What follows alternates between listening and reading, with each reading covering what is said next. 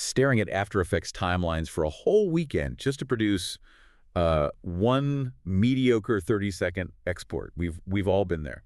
The blue light, the endless keyframes. Right.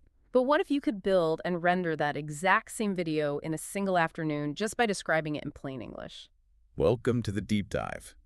Today, we're looking at a process that fundamentally changes how we interact with creative software. It's a complete shift in how we work. It really is. We're unpacking a step-by-step guide to streamlining motion graphics. The core mission here is replacing manual keyframes with an AI-driven workflow. We're targeting this at lean teams, people who need to ship launch videos and social promos without, burning their entire weekends. Exactly. And we're specifically examining the intersection of OpenAI Codex and Remotion. This pairing fundamentally shifts the bottleneck of video production. You move away from pixel pushing and step into the role of a technical director. Let's unpack this paradigm shift, because we're talking about two highly specialized tools here. To define them simply, Codex is an AI coding workspace interpreting your plain English intent. Right. And Remotion is a tool turning that code into actual video frames. It creates this really fascinating division of labor. Codex handles the underlying logic, it translates your narrative desires into JavaScript, and then Remotion takes that code and acts as your rendering engine, computing the visual output frame by frame. So you essentially become the creative director. You're no longer the mechanic underneath the car. I mean, I still wrestle with prompt drift myself, so giving up that timeline control feels scary at first. But the speed is undeniable. It is. Handing over the timeline forces a mental leap, for sure. Think about traditional editors like Premiere or After Effects. They're incredibly powerful, but they operate on a destructive manual timeline. You manipulate vectors and pixels by hand. Yeah. This AI workflow changes the core equation in three distinct ways. The first is raw speed. You go from a rough concept to a rendered local preview in hours. And the second shift is reusability, which I find even more compelling. Once you establish your brand assets in the code base, your second video takes 50% less time to produce. The structural logic is already compiled. Exactly. And the third factor is the dropping of the technical barrier. You don't need a senior motion designer on staff just to ship a simple product update. The code base handles the easing curves and the anchor points for you. Right. Though we do need to acknowledge the honest trade-off here.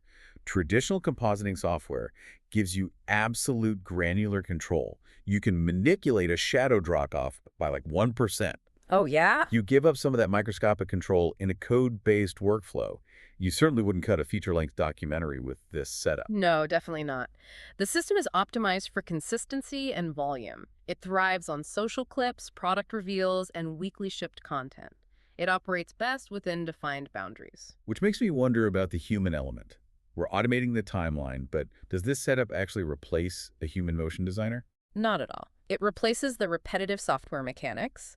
It automates the tedious process of setting anchor points and smoothing velocity curves.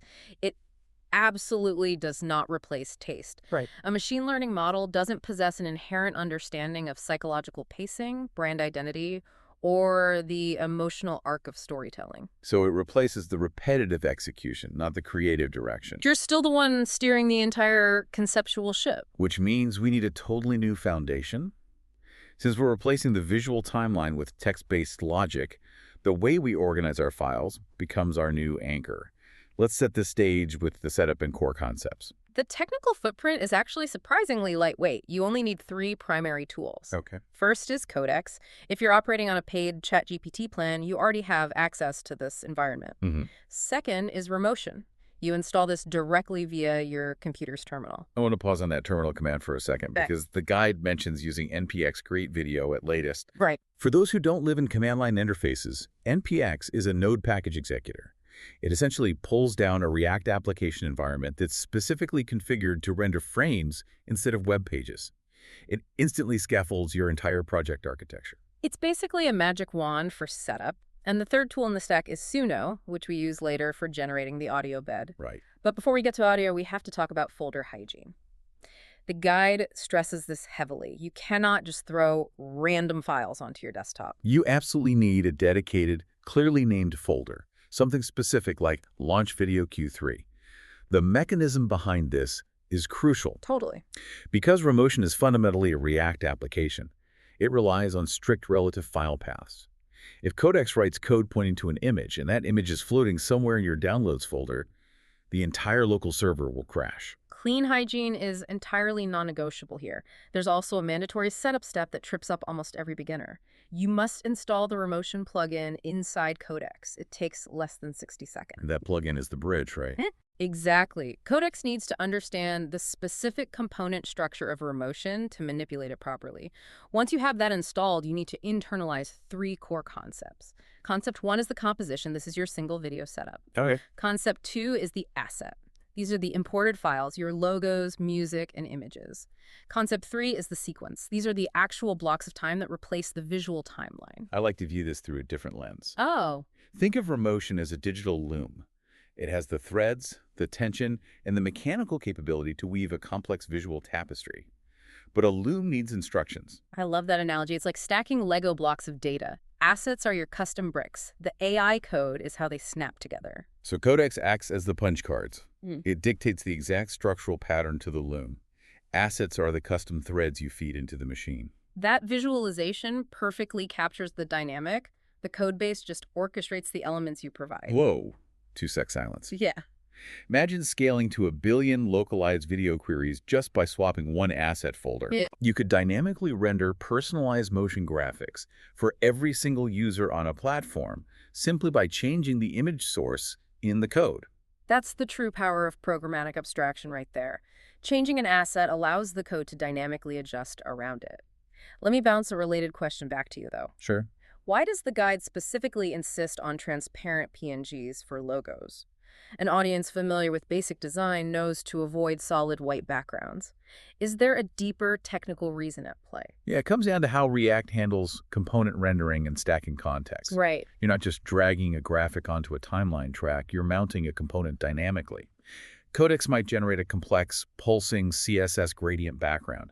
If your logo brings its own solid bounding box data, it forces the document object model to render a conflicting rectangular layer. That makes sense. A transparent PNG floats cleanly, allowing the alpha channel to blend perfectly over whatever dynamic code generates underneath. Transparent PNGs adapt instantly to any new AI-generated background color. Exactly. Now that the digital canvas is prepped and our folder architecture is clean, how do we actually talk to the AI to get professional results? We have to master the art of the specific prompt. And this step exposes the biggest flaw in how people use large language models. They treat the AI interface like a magic wand. Yeah, they really do. They type vague requests like, make it look cool. I actually fell into this trap myself last week. Oh, yeah. I told a model to simply make the background blue. I wanted a subtle corporate navy. It gave me this screaming neon cyber mess.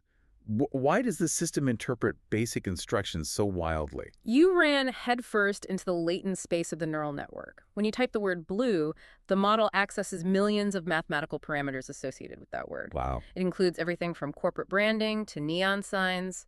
Vague prompts force the AI to guess, and it usually defaults to the mathematical average of its training data. You get generic, unpredictable mediocrity. Which means a strong prompt functions like an architectural blueprint. You must provide specific, constrained design instructions. To prevent that neon mess, you provide the exact hex code. Precisely. You instruct the model, use deep navy, #0f1a2b. You don't ask for a nice font. You specify DM sans regular. You deliberately remove all ambiguity from the generation process. Constraining the model's weights is the secret. You also have to apply that same strict logic to time. Motion graphics live and die by pacing. You can't simply instruct the model to have the logo and text appear. You have to map the chronological reality. So you script it out sequentially. Frame 0, the navy background appears. Frame 15, the logo slides in. Yeah. Frame 45, Yeah. the headline types in. Exactly. We're thinking in frames instead of seconds because Remotion operates on a 60 frames per second React rendering loop. Referencing exact frames gives you absolute precision. If a transition feels slightly off, you isolate the exact moment. You don't tell Codex to fix the weird flicker in the middle. Right. You say, at frame 420, hold the cyan color to frame 480. But sometimes words completely fail to describe a visual glitch. I noticed the guide suggests using screenshots as part of the prompting workflow. Visual context bypasses paragraph-long explanations. If your layout breaks, you take a screenshot of the broken preview port, you circle the overlapping text or the broken asset, you upload that directly into the Codex chat, and add a single sentence. Adjust the padding to remove this overlapping line. The vision model parses the exact pixel location of the error. What happens if the AI completely misinterprets your frame 45 instruction, though? Say it hallucinates a bizarre animation path. You have to scrap the entire master prompt and start over. No, scrapping the session is a massive waste of time. The workflow is designed to be conversational. Yep. The underlying code context remains active in the chat window. If it misinterprets a detail, you simply send a small adjustment while the server is still running. You nudge the code base. Don't rewrite everything. Just send a tiny follow-up prompt to course correct. Exactly. Keep the momentum flowing forward. Small, iterative tweaks prevent catastrophic code collapse. Theories is great, but we need to walk through the actual build of a 30-second launch video right now, step by step. The guide emphasizes starting with what it calls a tiny first test scene. Establishing a baseline is a critical engineering habit. You never attempt to build the entire 30-second epic on your very first prompt. Right. You need to verify that your local development pipeline is actually connected. So you prompt something incredibly basic. Give me a mint background. Dark navy text. The text says, pipeline check. No complex CSS animation. Just a static 5-second render. Yep. We do this to validate the local environment. It proves the API handshake between Codex and your machine's node server is successful. Finding out your environment is broken on a 5-second test saves you from debugging a massive, broken 30-second code block. Once you see those test words on your screen, you know the rendering engine is running smoothly. Then we move to the planning phase. You have to map the sequences before you ask the AI to build anything. For a 30-second video, the guide breaks it down into 5 distinct psychological blocks. Let's examine the mechanics of that specific pacing. 0 to 4 seconds is your hook logo appears with a tagline like "Built for Builders." Okay. 4 to 10 seconds introduces the workflow icons. 10 to 18 seconds displays a counter animating up to 10,000. Nice. 18 to 24 seconds reviews a clean dashboard mockup. Finally, 24 to 30 seconds pushes your call to action. That 0 to 4 second hook is vital. From an algorithmic standpoint, those first 4 seconds act as a pattern interrupt for social media feeds. Yeah. You're physically trying to stop a user's thumb from scrolling. Absolutely. If you drag the logo intro out to 8 seconds, the viewer has already abandoned the video. You map all of those precise timeframes out. Then you send one structured build prompt. You define the global variables first, the background colors and font families. Then you list out the specific instructions for each of those 5 sequential blocks. Right. Codex generates the structural skeleton of the React application. And while that skeleton is rendering on your local server, you address the audio. A silent motion graphic feels inherently unfinished. Right. We use Suno to generate the bed. You prompt Suno for a calm cinematic intro 30 seconds. Audio ankles the visual pacing. You find a generated track you like. You download it and rename it cleanly to something like musiclaunch-bed-v1.mp3. You place it inside your specific asset folder. Clean folder hygiene again. Always. Then you instruct Codex. Incorporate musiclaunch-bed-v1.mp3, set the volume to 70%, and fade it in over the first 60 frames. From there, you're simply polishing the code. You swap out placeholder strings for actual copy. You refine the easing curves on the transitions. Then you hit export. The guide specifies rendering via the H.264 format. Yeah. Now, from a pure mechanism standpoint, why are we forcing an AI-generated, React-based web application into an older codec like H.264? It comes down to motion compensation and macro blocking. H.264 is the absolute universal standard for compression algorithms optimized for streaming protocols. Right, because of the platforms. Every single social platform -X, LinkedIn, YouTube expects H.264. It balances visual fidelity with a file size that won't time out during a web upload. We render it at 1080p, running at 30 frames per second. Even with a perfect render protocol, traps still exist in this pipeline. We need to dissect the common mistakes. What usually breaks down when people first attempt this workflow? The most common panic-inducing moment is when the preview port simply refuses to load. It stays completely blank. I've had that happen. Beginners assume they broke the entire codebase. Usually this just means Codex hasn't finished outputting its JavaScript generation, or you're experiencing a temporary localhost error. A local host error sounds intimidating, but it just means the local server running on your own machine, the loopback network interface rendering your React components, has temporarily stalled. You Cool. usually just have to restart your terminal command. It's rarely a fatal flaw in the design. Exactly. What about visual artifacts like blurry logos? Blurry assets happen when people pull low-resolution PNG files from their corporate wiki. A tiny logo looks perfectly fine inside a desktop folder window. Right. But when Remotion's CSS engine scales that image up to fit a 1080p canvas, the pixel grid stretches and blurs. You must provide high-density assets from the very beginning. Another frequent trap involves the visual transitions. Sometimes the sequences just feel jarringly disconnected. A beginner might assume they have a fundamental design problem. It's almost always a mathematical timing problem. The programmatic animations are entering or exiting too aggressively. They lack overlap. Adjusting the frame timing, telling a sequence to start 20 frames earlier, usually smooths out the awkwardness entirely. Let's talk about the final layout check. Okay. If we're rendering at a crisp 1080p resolution, why does the guide insist that we manually check the final MP4 file on a physical mobile phone? Because 27-inch desktop monitors are incredibly forgiving. They distort your perception of visual hierarchy. Oh, interesting. A massive screen makes 12-point font look highly legible, but when that exact same video is compressed onto a 6-inch smartphone screen held 2 feet from a face, a dense layout becomes completely unreadable. The physical pixel pitch changes everything. Big screens hide cramped text. Mobile reveals your actual spacing flaws. Mobile reveals your actual spacing flaws. You have to design for the actual viewing environment. Right, and that brings us to the ultimate takeaway here. We're examining a massive operational shift in how lean teams can function. We're trading steep software learning curves for clear creative description. You no longer have to spend 50 hours manually fighting timeline keyframes and velocity graphs. By utilizing Codex, Remotion, highly structured text prompts, and reusable brand assets, small teams can ship high-quality motion graphics with incredible consistency. You literally get your weekends back. You build the architectural system once. It pays off every single time you need to launch a feature, explain a concept, or promote a post.